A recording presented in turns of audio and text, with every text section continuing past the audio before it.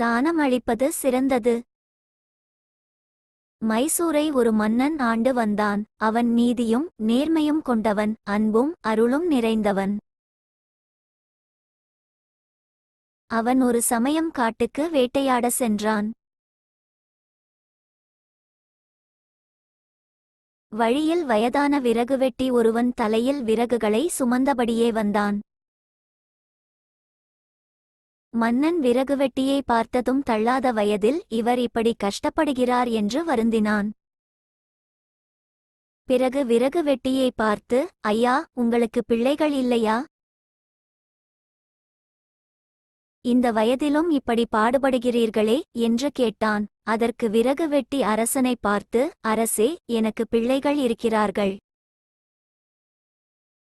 ஆனால் அவர்கள் இப்போது என்னுடன் இல்லை. அவர்கள் தங்களுடைய மனைவிமார்களின் பேச்சை கேட்டு தனிக்குடித்தனம் போய்விட்டார்கள். இப்பொழுது வீட்டில் நானும் என் மனைவியும் மட்டும்தான் இருக்கிறோம். அதனால் இப்படி பாடுபடும்படி ஆகிவிட்டது என்றான். இதை கேட்டதும் அரசன் அந்த விறகுவெட்டியின் துன்பத்தை போக்குவதற்கு தன் நாட்டில் உள்ள சந்தனக்காட்டின் ஒரு பகுதியை அவனுக்கு தானமாக வழங்கினான். இதனால் விறகுவெட்டி பெரும் மகிழ்ச்சி அடைந்தான். விறகுவெட்டிக்கு தன்னுடைய சந்தனக்காட்டை நன்கொடையாக தந்ததில் அரசனுக்கு மிக்க மகிழ்ச்சி. ஏனெனில் கிழவனான அவன் சந்தன மரங்களை வெட்டி விற்பான்.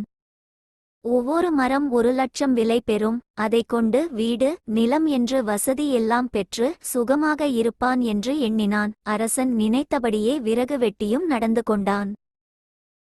ஆண்டுகள் பல கடந்தன. அரசன் வழக்கம் போல் வேட்டைக்கு செல்கையில் எதிரே பெரிய செல்வர் வருவதைக் கண்டான். மக்கள் அனைவரும் அவருக்கு மரியாதை அளித்தனர். அரசன் அந்த பெரியவரை தன் அரண்மனைக்கு அழைத்து வருமாறு காவலர்களை அனுப்பினான். அந்த பெரியவரும் அரசர் ஆணைக்கு கட்டுப்பட்டு பெரிதும் மகிழ்ந்து மன்னர் முன் வந்து நின்றார். அரசன் அந்த பெரியவரை பார்த்து, ஐயா, பெரியவரே, நீங்கள் யார்? உங்களுக்கு இந்த நாட்டு மக்கள் பெரிதும் மரியாதை கொடுக்கிறார்களே, என்ன காரணம் என்று கேட்டார்.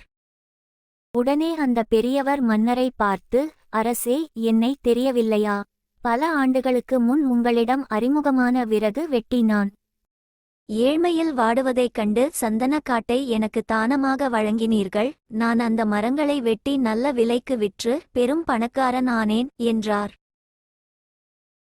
அரசருக்கு பெரும் மகிழ்ச்சி. பிறகு அவர் அந்த பெரியவரை பார்த்து, மக்கள் உங்களை பெரிதும் மதிப்பதற்கு காரணம் என்ன என்று கேட்டார். அரசே, எனக்கு கிடைத்த பெரும் பணத்தில் நான் பல ஏழை எளியவர்கள் பயன்பெற பள்ளிக்கூடம், மருத்துவமனை கட்டி உள்ளேன். சிலர் சொந்த தொழில் தொடங்க பணம் கொடுத்து உதவியுள்ளேன்.